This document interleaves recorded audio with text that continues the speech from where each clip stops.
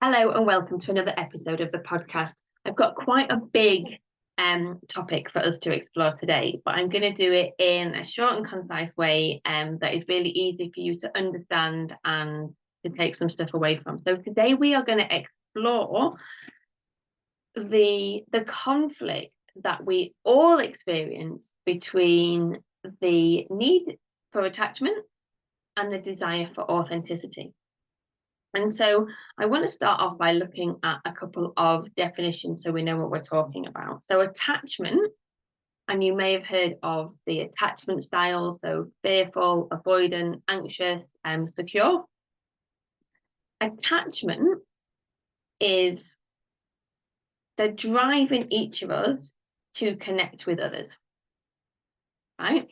And when we are very, very small, the attachment style that we develop is determined by how we connect with our primary caregivers. So for most of us, actually our mums, right?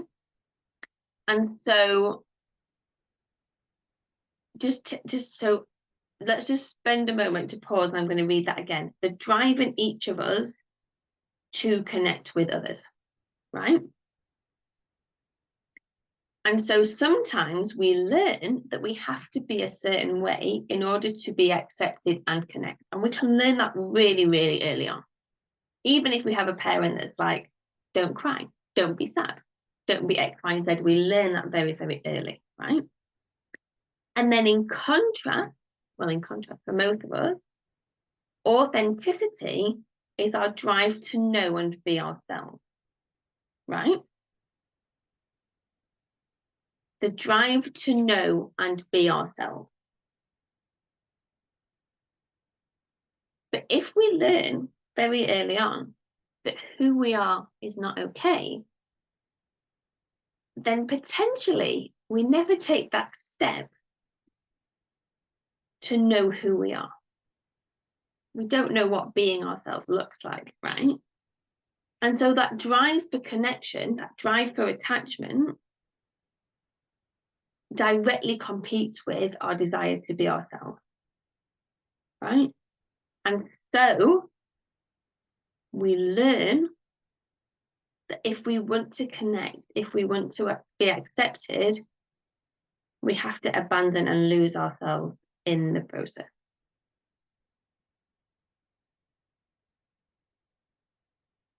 So I'm just going to say that again, because this is big and it's heavy, right? There is the desire to attach, to connect, to make meaningful relationships. And then there is the desire for us to be authentically ourselves.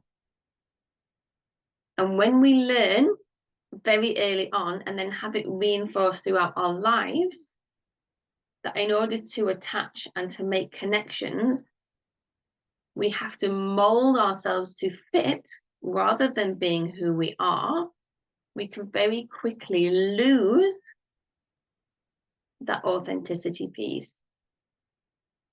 And for a lot of people, we also lose access to understanding who we are, what we want, what we need, and what we're here to do.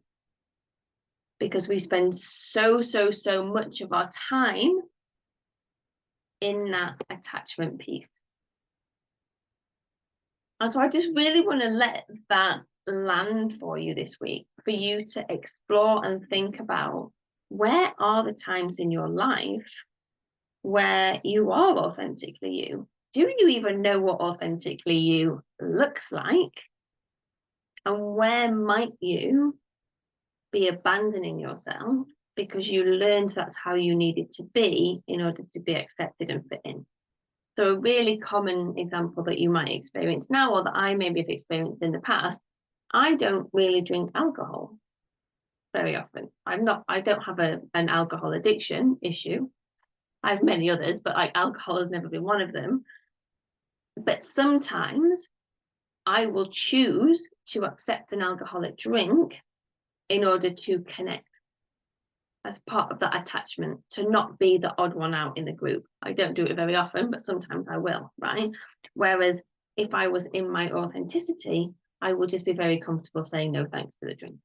Right? So you can think about how that comes in for you and just start to notice in your day-to-day, where am I being me? Where am I molding myself? Another place where we tend to mold ourselves hugely is within a corporate environment.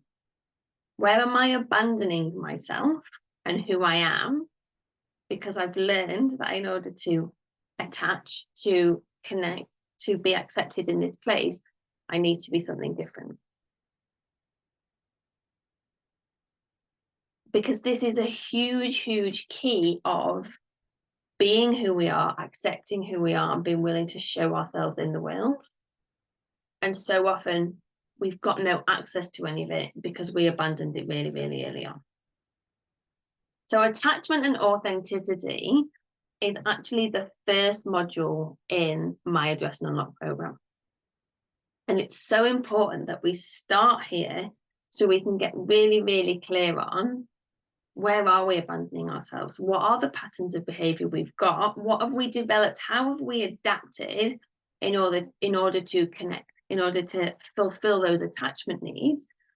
And what is required so that we feel safe and ready to be seen in our authenticity and to even know what that looks like for us. So if this is something that's kind of piqued your interest and you would like to know more about it, I invite you to join the waitlist for the next group. I'll drop the link in the show notes because there will be more resources and more materials coming through just to that waitlist in the coming weeks as we sort of prepare for the launch of the new program. And for people who are interested, I think the new program will start either towards the end of June or the start of July. So we're going to start it in the summer rather than starting it in the winter. And that's because I really recognize that our energy is higher at that time of year. So check out the show notes for more of that.